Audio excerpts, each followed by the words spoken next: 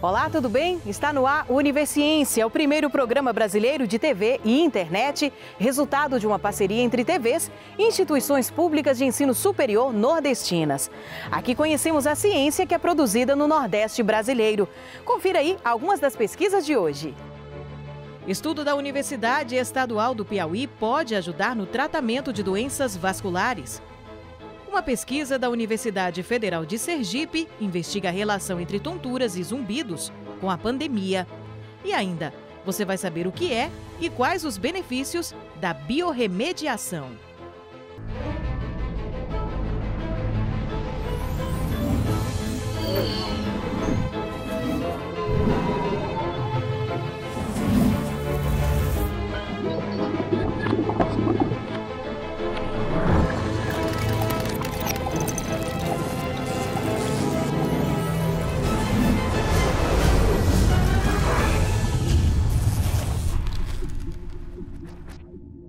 Um estudo da Universidade Estadual do Piauí está usando matemática e computação para ajudar com o tratamento de doenças vasculares. Propondo métodos menos invasivos em pacientes, a técnica é uma verdadeira inovação na medicina. Veja agora o desenvolvimento dessa pesquisa.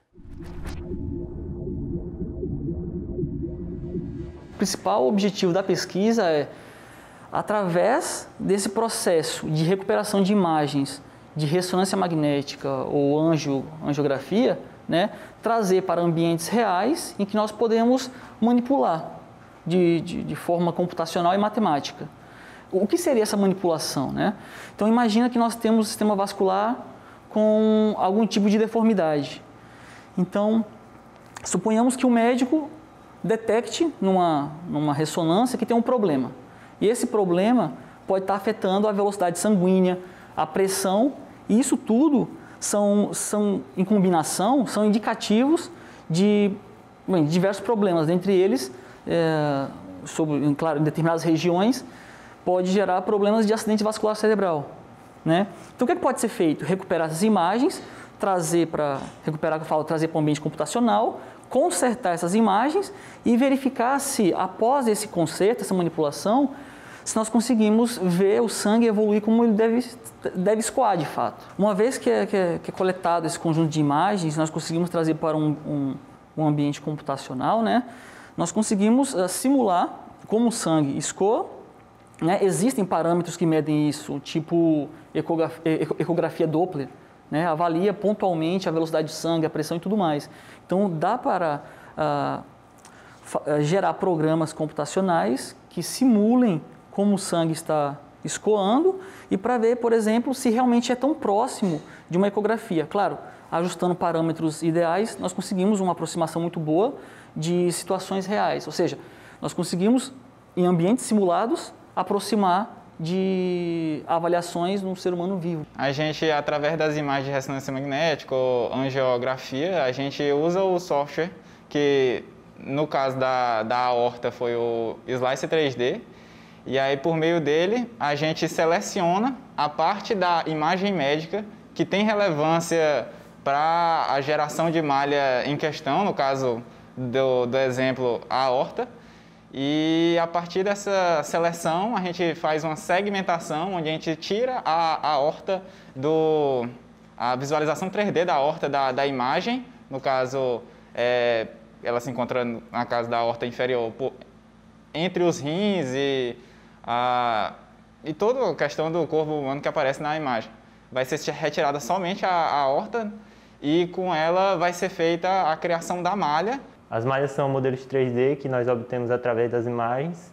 São imagens de COM, que é um formato específico para as ferramentas que nós usamos, que tem o SimVascular, que é uma ferramenta, ele meio que cria malha a partir dessa imagem, nesse formato de COM, que é tipo um modelo 3D tipo uma ressonância magnética que você faz no hospital mesmo. Só que ela tem volume, que geralmente quando você recebe no hospital é tipo um plano. Essa não, ela é diferente, ela tem tipo 3 dimensões. Aí, a partir das ferramentas, a gente segmenta a imagem e cria uma malha, tipo esse exemplo aqui. Outro ponto é como é feita essa conexão, medicina, matemática e computação, né? Então, o primeiro ponto seria uma análise clínica médica. Sugerir um exame, né, que pudesse gerar essas imagens. Após feito isso e diagnosticado um determinado problema, poderia ser enviado para o pessoal da computação para eles tentarem resolver esse problema de forma computacional. Feito isso, resolvendo isso, traria para a matemática para poder programar os dados, né, fazer as contas para garantir que aquilo que está sendo feito no ambiente computacional, de fato, é uma decisão ótima, né? Em que sentido ótima? É a melhor decisão a ser tomada dentre possibilidades boas. Então, se nós temos uma parede vascular que ela é reduzida por alguma anomalia, nós podemos botar localmente um stent. Para que servir esse stent? Se uma parede vascular está apertada, você abre ela. Abrindo ela, o sangue vai escoar de maneira natural. Localmente, sabendo qual é a deformidade, onde ela foi ajustada e passando por um processo matemático de saber a colocação, a melhor colocação, o médico perderia muito menos tempo num processo, né? A partir do momento que se tornasse invasivo, fosse minimizado. Os vasos sanguíneos do nosso corpo, artérias e veias, são os responsáveis por distribuir oxigênio e nutrientes, assim como pela eliminação de algumas substâncias. Várias doenças acometem o sistema circulatório, como tromboses e hemorragias. Puxando para a área da neurologia, o acidente vascular cerebral é uma das principais causas de mortes ao redor do mundo. Eles se dividem em dois tipos: o acidente vascular isquêmico, em que ocorre a parada da circulação em algum vaso, e o acidente vascular cerebral hemorrágico, em que ocorre o sangramento. É preciso ressaltar que essa pesquisa ela é uma pesquisa que não está em fase clínica. Ela visa transformar os vasos vistos na ressonância magnética em equações matemáticas e, a partir disso, descobrir qual o fluxo, a viscosidade do sangue e a pressão arterial ideal para cada paciente. Uma vez que a gente consiga fazer isso, pode ser possível diminuir sequelas e mortes relacionadas ao acidente vascular cerebral. É a ciência contribuindo para a descoberta de novos tratamentos para a medicina. E depois do intervalo, pesquisadores da Universidade Federal de Sergipe investigam a relação entre tonturas e zumbidos com a pandemia. A gente volta já já.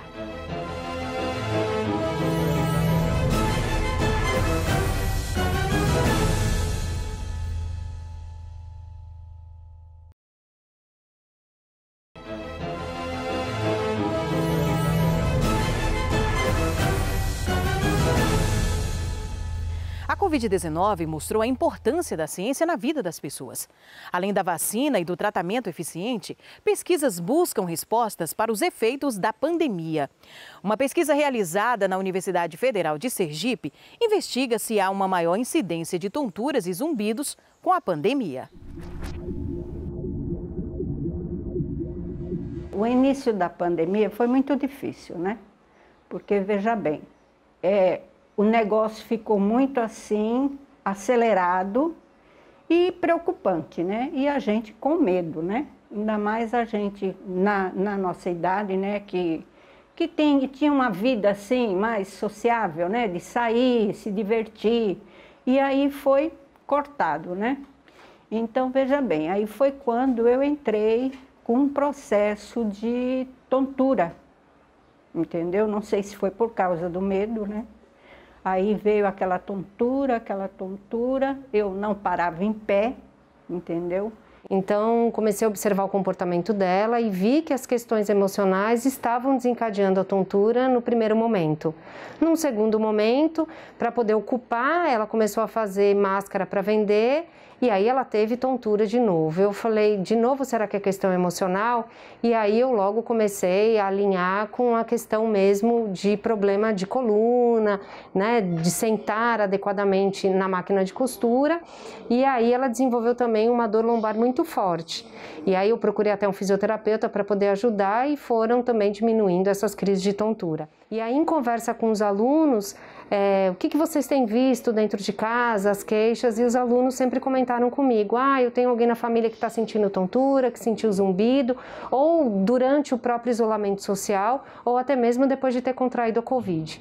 E assim surge a nossa pesquisa. A gente fez a coleta de dados em agosto e setembro do ano passado, e o intuito mesmo era pesquisar qual era o comportamento dessa população durante o isolamento social, relacionado a todas as questões emocionais, saúde geral, mas também relacionado à saúde auditiva, principalmente à tontura e ao zumbido. A gente teve 660 pessoas que responderam ao nosso questionário, então a gente observou que 15% da população que foi pesquisada estavam desempregados. Isso emocionalmente contribui significativamente, né, para todas as questões aí relacionadas até à própria doença. E dentro desses que fizeram o isolamento, a gente percebeu que quem fez o isolamento sozinho, ele teve muito, ele emocionalmente, ele estava numa situação muito pior do que aquele que ficou em família. Então, assim, a gente observa que a ansiedade foi o carro-chefe para todo mundo, principalmente para aqueles que ficaram isolados sozinhos, e o estresse. Sendo que aqueles que pegaram Covid, além de ficarem ansiosos, estressados, também tiveram muito mais medo. São dados significativos que deram na nossa pesquisa. Eu morava sozinha, lá na Atalaia, né? E aí, com esse processo também da pandemia, ela não queria que eu ficasse sozinha em casa. Justamente por isso, né? Porque lá no prédio a vizinha teve, entendeu? E a mãe dela veio a falecer também, né? A gente observa, né, que uma das vertentes aí para o zumbido e para a mesma tontura, então o que pode desencadear são problemas emocionais e também estão muito aí associados também com relação ao problema de coluna. Mas existem descritos na literatura que a Covid, o vírus, o SARS-CoV-2, ele se instala no sistema nervoso central. E isso ele pode gerar uma repercussão muito grande no sistema nervoso central como um todo. E também pode agir negativamente, né, nos canais semicirculares, alterando toda essa condição da nossa orelha interna e gerando aí esses sintomas auditivos e vestibulares, que é a tontura e que é o zumbido. Então, os dados mostram realmente que a população apresentou tontura, apresentou zumbido. Observamos que 20,7% apresentaram dor na coluna, que foi desencadeada no período do isolamento social. Além disso, 9,5% apresentaram zumbido e 9,7% apresentaram tontura, sendo que muitos também relataram, acima de 8%, relataram que o problema agravou. Então, ele já tinha o problema e o problema piorou durante o período de isolamento social. Então, acho que detectar, diagnosticar esses pacientes nessa fase agora é muito importante para poder até atuar melhor nessa qualidade de vida deles, numa vida aí para frente. Então, hoje, o que eu fiz, né? Estou morando com ela, desfiz lá do apartamento, né? Entendeu? Aí vim de mudança para cá. E aí agora a gente está para vender o apartamento e vou ficar definitivo aqui. Que para mim é melhor que eu tenha uma pessoa que cuida, né? Que está mais próximo e eu ajudo ela, né? Que eu também tenho um netinho e eu ajudo ela. Então vai ocupando a cabeça também, a minha cabeça, né? Eu não fico tão só pensando bobagem, né? Porque cabeça, quando está só pensa bobagem, né? Uma outra contribuição da pesquisa para a sociedade vem do Laboratório de História e Memória da Esquerda e das Lutas Sociais, Labelu, da Universidade Estadual de Feira de Santana, na Bahia. O espaço agrega pesquisadores de história dos mais diversos níveis de pesquisa.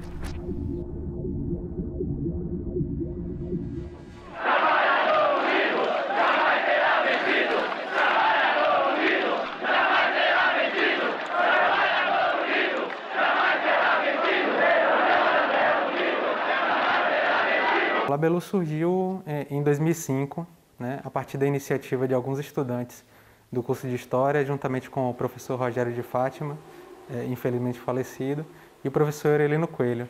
Era um grupo de estudantes que tinha interesse em pesquisar política, movimentos sociais em Feira de Santana e na Bahia, e o curso não oferecia esse espaço, né? Um laboratório, como a gente entende a palavra, né? Laboratório como espaço de labor, espaço de trabalho, espaço de ofício de história. Então a gente resolveu criar esse espaço para poder empreender pesquisas no sentido de entender melhor os movimentos sociais, a história da esquerda, das lutas dos grupos subalternos. Geralmente a gente tem a imagem do laboratório como aquele laboratório de análises clínicas, né? Mas aqui também se constitui como um espaço de labor.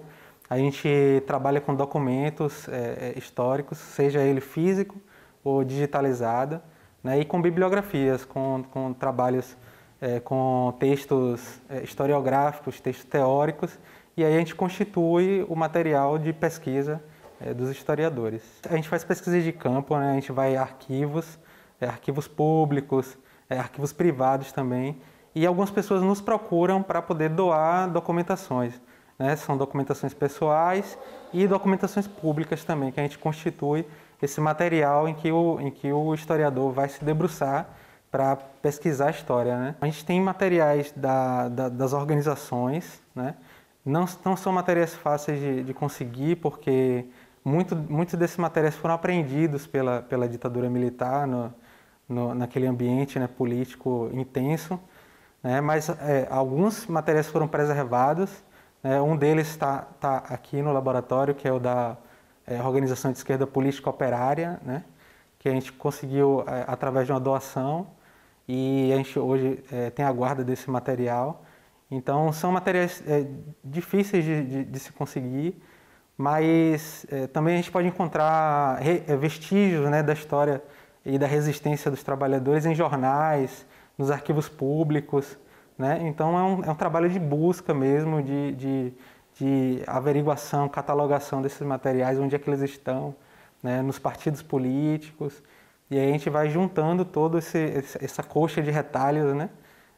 E para dar sentido, né? Para ser mais do que uma coxa de retalhos, a gente tem que dar sentido a essa história dessas organizações e desses grupos que lutaram, que resistiram, né? Além desse projeto Guarda-Chuva que eu falei, que é a História e Memória da Esquerda e das Lutas Sociais no século XX, a gente tem 2 projetos ativos, né? Que é o projeto que pesquisa essa organização de esquerda que eu falei, a Política Operária, né? É um projeto que ele pega de 1961, que é o início da organização, e vai até meados da década de 80, né, o recorte temporal do projeto, e pesquisa essa organização, que a gente tem o material documental dela, né? E aí várias pesquisas estão sendo feitas dentro dessa pesquisa maior sobre a Polop, já deu resultados de mestrado, doutorado, nesse sentido. A gente tem também o projeto Um Rio de Lutas, que ele se reporta à história dos grupos que lutaram em torno da instalação da Chesf, né? A Chesf é uma empresa pública que se instalou no Rio São Francisco, e para a instalação dela houve o alagamento da região no entorno, né? Então, muitos ribeirinhos, comunidades indígenas perderam seus territórios, né, de vivência, de tradição, e constitui uma grande luta, né, de reorganização desses povos na região do submédio São Francisco. Então, nós fomos procurados pelos lutadores sociais da região para salvaguardar essa memória e para buscar resguardar, né, a memória da luta dos trabalhadores na região do submédio São Francisco. Então, a gente recebeu esse material e constituímos esse projeto, Um Rio de Lutas. E aí a gente trabalha, já teve resultados também de mestrado, e a pesquisa continua. Além disso, a gente tem um projeto que hoje não está institucionalizado, que ele começou como Lutas Sociais em Feira de Santana. E aí deu diversos resultados também de pesquisa, histórias da Feira Livre, da transferência da Feira Livre do Centro para o Centro de Abastecimento, né, das organizações dos grupos dominantes em Feira de Santana, dos trabalhadores. Então, um projeto que deu bastante resultado. O sentido é da preservação mesmo da história desses grupos, né, da história dessas organizações, da história de luta dessas pessoas que resistiram contra o processo de opressão, né? Então, o sentido principal nosso é a preservação da memória e o resgate da história desses grupos e dessas organizações. A gente acolhe essas pesquisas, traz para o grupo, a gente faz a leitura dos trabalhos que esses pesquisadores produzem, né, e tenta contribuir da melhor forma possível, né, para o avanço da pesquisa. Muitos devem se perguntar por que pesquisar e estudar a história, mas os cientistas são categóricos em afirmar que isso amplia a nossa visão sobre as nossas origens, o nosso passado, o presente, na construção de um futuro ainda melhor. Conhecendo o nosso passado, né, conhecendo nossa história de luta, de organização, a gente pode enfrentar o futuro com mais clareza, né? A gente não precisa reviver processos que a gente já viveu no passado.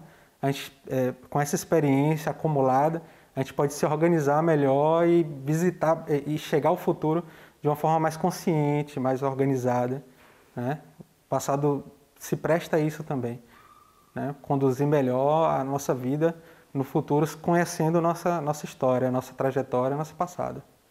Veja daqui a pouco. Você sabe o que é biorremediação? É depois do intervalo. O Univerciência volta já já.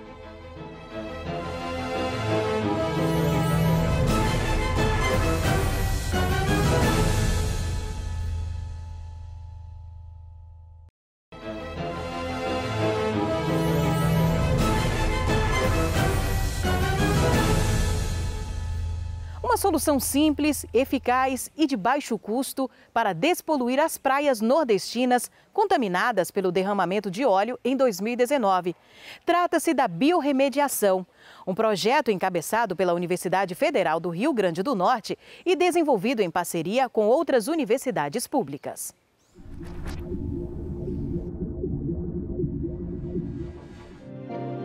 Esses seres minúsculos, que só podem ser vistos com auxílio de microscópio, concentram a atenção dos pesquisadores do Laboratório de Biologia Molecular e Genética da Universidade Federal do Rio Grande do Norte. Os cientistas trabalham na descoberta de novos genes dos micro-organismos, capazes de proporcionar mecanismos com aplicação biotecnológica, ou seja, o desenvolvimento de tecnologias a partir de conhecimentos da biologia. Então, o nosso laboratório há mais de 10 anos trabalha com microbiologia e biodiversidade de micro-organismos, principalmente focados em microbiologia de petróleo, porque os micro-organismos participam de vários ciclos biogeoquímicos e estão diretamente relacionados à cadeia produtiva do petróleo, desde a extração do óleo mesmo, porque existe atividade microbiana já no reservatório, e até na distribuição, estocagem, etc. Então, o nosso laboratório se dedica, a buscar bactérias a partir de amostras contaminadas com petróleo. Então, a gente vem isolando bactérias, ou seja, identificando espécies a partir dessas amostras ambientais. E com isso, nós temos um banco de micro-organismos no laboratório que a gente vem estudando e caracterizando quanto a essa atividade de degradação do óleo e também da produção de compostos com potencial biotecnológico. E com isso, a gente vem desenvolvendo, então, metodologias de biorremediação baseadas em micro-organismos com atividade de degradação de hidrocarbonetos, de óleo. Essa biodegradação com a eliminação de poluentes a partir do uso de bactérias poderia ser a solução, por exemplo, para remediar o aparecimento de petróleo no litoral brasileiro em 2019, quando toneladas do produto foram encontradas nas praias de diversos estados. E o nosso objetivo é reduzir o impacto que o derramamento de petróleo causa ao meio ambiente. A gente isolou algum desses micro-organismos dessas amostras e está testando juntamente com os micro-organismos que a gente tem aqui no laboratório para verificar se esses micro-organismos juntos eles vão atuar melhor na degradação desse petróleo. Dentro dessa mesma temática e buscando alternativas para os resíduos industriais, pesquisadores do laboratório também desenvolveram a startup Microciclo, com a finalidade principal de apresentar uma solução para o acúmulo de resíduos tóxicos. A Microciclo é uma microempresa de base tecnológica, que surgiu depois de anos de pesquisa na área de microbiologia do petróleo e com uma proposta de colocar um produto biorremediador no mercado. Esse produto é uma mistura de bactérias que tem a formulação líquida ou em pó e que a gente está validando esses dois modelos de negócio e que tem a função de descontaminar resíduos oleosos gerados por diferentes indústrias.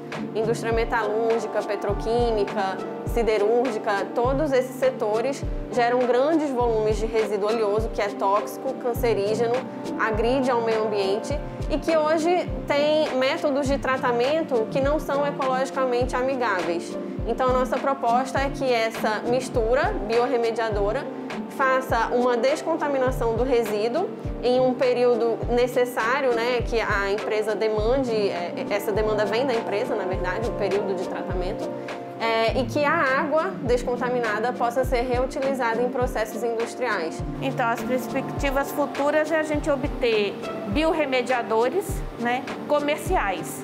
Então, através da startup que a gente fundou aqui no laboratório, a ideia é de produzir esses biorremediadores como mais uma ferramenta no tratamento de resíduos. O Univerciência de hoje vai ficando por aqui. Na próxima edição, a gente continua conhecendo todo o trabalho científico do Nordeste brasileiro. Tchau, tchau e até lá!